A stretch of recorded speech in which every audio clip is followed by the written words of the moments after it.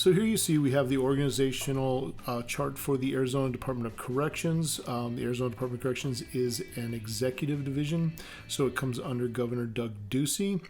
He is empowered to select the director for the Department of Corrections, and he chose Director David Shin after Charles Ryan retired.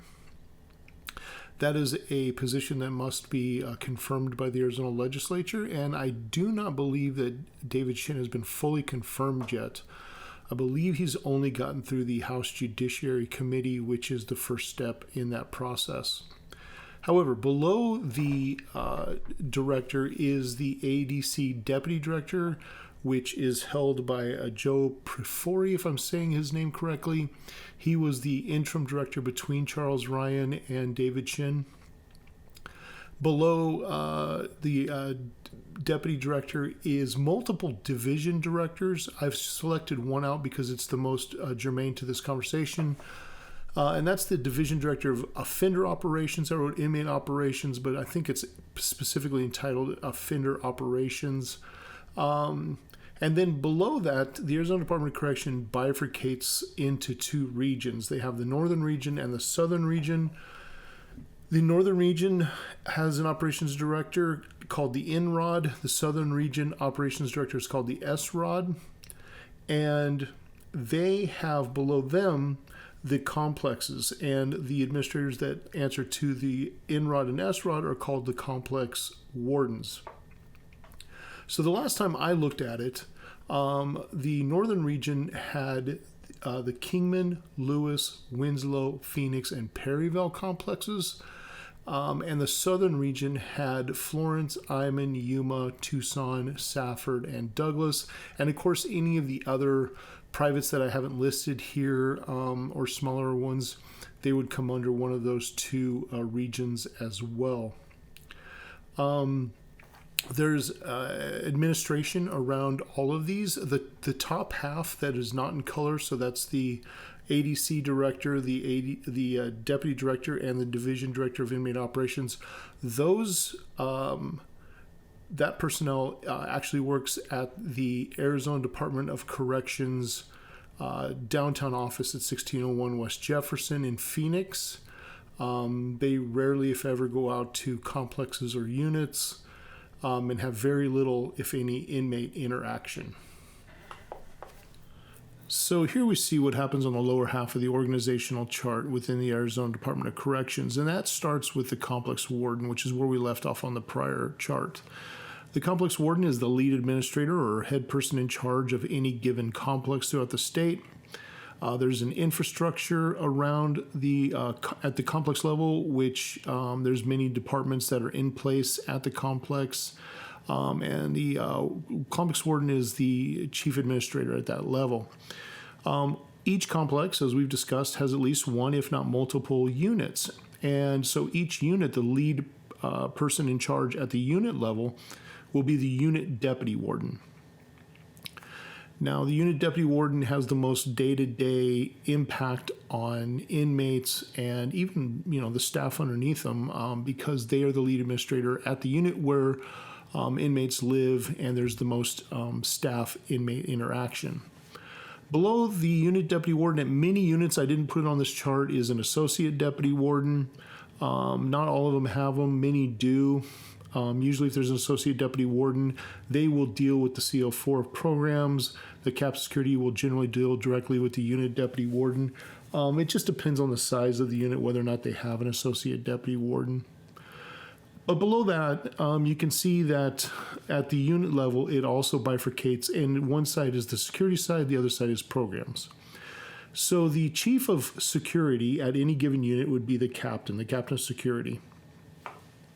The captain of security then has a number of officers below them in the chain of command. There will be usually one, if not multiple, lieutenants on any given shift.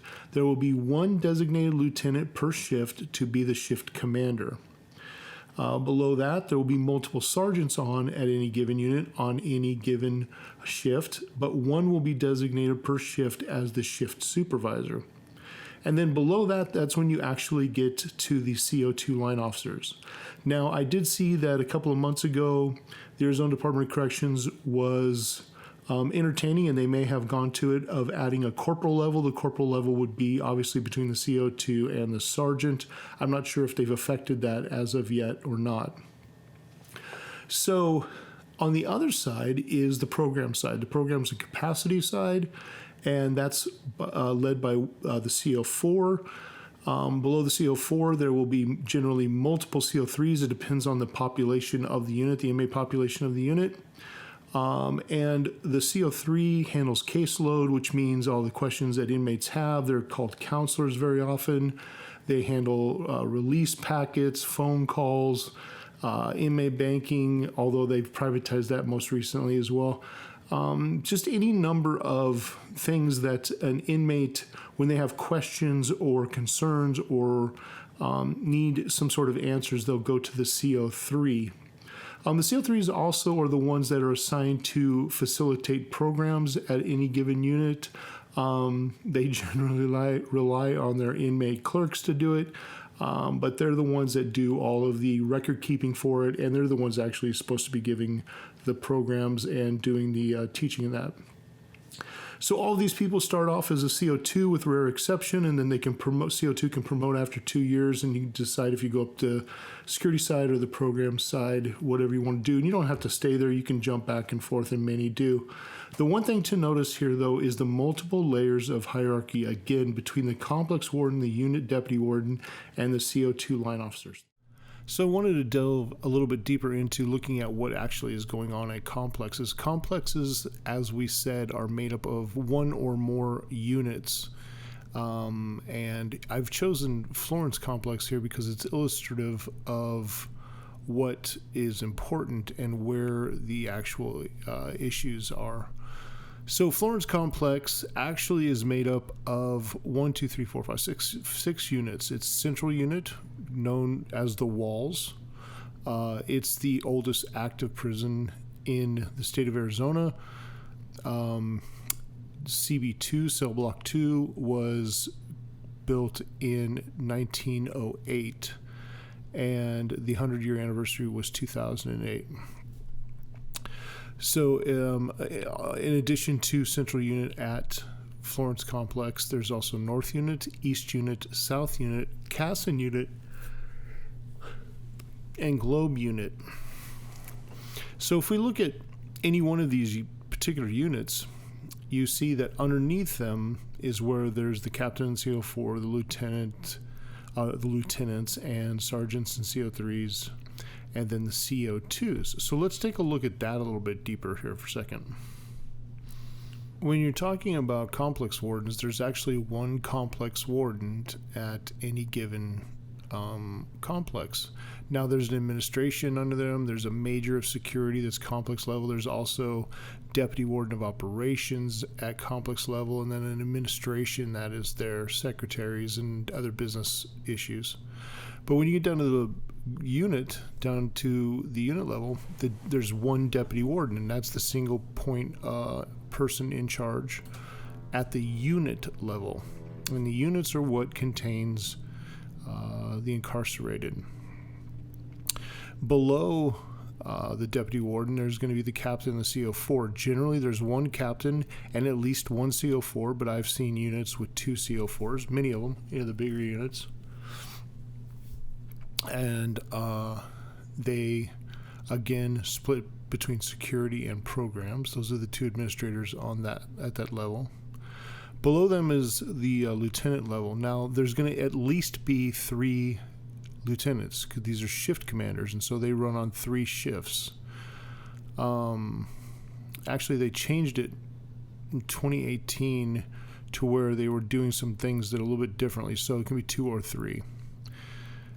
Sergeants, again, this is going to be shift sergeant and the CO3s. Now, generally, there's at least 3 shift sergeants, but there's usually more also. There's other sergeants on the unit, but in the direct line on any given shift, there's at least 1 shift sergeant for 3 shifts. And then down below, you have the CO2s. Now, On any particular unit, this number is going to vary widely because it depends on the size of the unit, but it can be anywhere from 20, 30 to 150, 200 CO2s at the unit level that work across all 3 shifts.